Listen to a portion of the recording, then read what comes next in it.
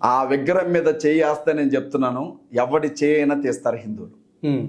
Correct. వారి విశ్వాసం ఆ బొమ్మను కాపాడుతుందే తప్ప ఆ బొమ్మ వీళ్ళని కాపాడదు. బైబిల్లో కథలు ఉన్నాయా?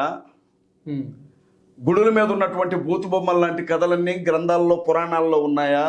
స్పష్టంగా రాశాడు రామాయణంలో. మరి ఆవిడ అనుమతి లేకుండానే ఇతను ముట్టుకున్నాడు కదా, ఇతను ఎందుకని 1000 ఒక్కలు కాలేదని అడిగితే నిజమే, పెద్దవారిని అడిగి తెలుసుకుందాం. మరి ఇడిగేం తెలుసు? కోరి గారిని కూడా పిలిపించండి, మమ్మల్ని గొడ్డలోడు తీసి కొడతానంటుంది కదా, ఆవిడకు 2 జతల బట్టలు పెట్టి వెళ్తాను నేను వచ్చి. లింగాన్ని నరికించుకున్నంత తేలిక కాదు ముస్లింస్ ని క్రైస్తవుల్ని నరకడం. ఒకప్పుడు జిహాద్ అని చంపేవాళ్ళు, ఇప్పుడు జై శ్రీరామ్ అని చంపుతున్నారు. పెద్ద తేడా ఏం లేదు. నేను డిగ్రీకి వచ్చే వరకు కూడా మందు తాగేవాడిని, బీర్లు తాగేవాడిని, సినిమాలకు వెళ్ళేవాడిని, కోడి పందాలకు వెళ్ళేవాడిని, రాజకీయాల్లో తిరిగేవాడిని, గొడవలకు వెళ్ళేవాడిని, ఇష్టానుసారంగా బతికాను. పవన్ కళ్యాణ్ మాట్లాడుతున్నాడు కదా, ఏపీ డిప్యూటీ సీఎం, బంగ్లాదేశ్ లో జరుగుతున్న సనాతన ధర్మం ఎవరు మాట్లాడరు, పాత బస్తీలో నుంచి అందరూ బయటకు వచ్చి పాలస్తీనా గురించి మాట్లాడతారు గానీ అని అన్నాడే. కళ్ళు పోయినాయా పవన్ కళ్యాణ్? వీళ్ళ దేవుళ్ళు చేసినటువంటి కథల గురించి మేము చెప్తాం, పుంకాను పుంకాలుగా. శివుని గురించి అయినా, విష్ణు గురించి అయినా, రాముడి గురించి అయినా, లేకపోతే చరిత్రలో వాళ్ళ దేవుళ్ళుగా పిలువబడ్డ వాళ్ళ జీవిత విధానాల గురించి అయినా మాట్లాడతాం.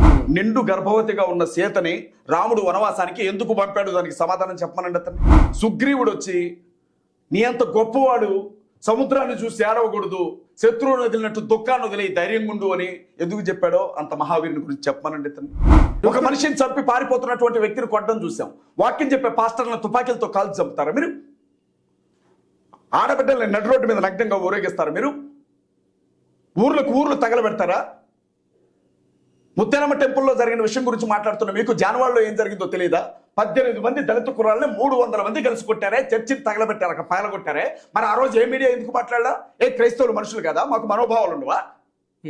మాది దేశం కాదా? ఎక్కువ మాట్లాడితే ఈ దేశానికి అసలైన హక్కుదారులు మేము, ఈ దేశం మాది. ఐరమీడ సాక్షిగా నేను చెప్తా ఉన్నా, హిందూ దేవీ దేవతల గురించి, క్రైస్తవ దేవుని గురించి డిస్కషన్ చేద్దాం. రాధా మనోహర్ దాస్, నేను ఒక్కడే వస్తాను. నిజంగా నీ నెత్తి మీద ఉంది అది, నువ్వు నిజమైన పిలకే అయితే వీడు, ఒక అమ్మ కప్పకు పుట్టుంటే వీడు డిస్కషన్కి రావాలి. నువ్వు నిజంగా క్రిస్టియన్ అయినా అని చాలా మంది అడుగుతున్నాడు. నేను అడుగుతున్నా, నిజంగా నువ్వు హిందువులకే పుట్టుంటే డిస్కషన్కి రావాలి.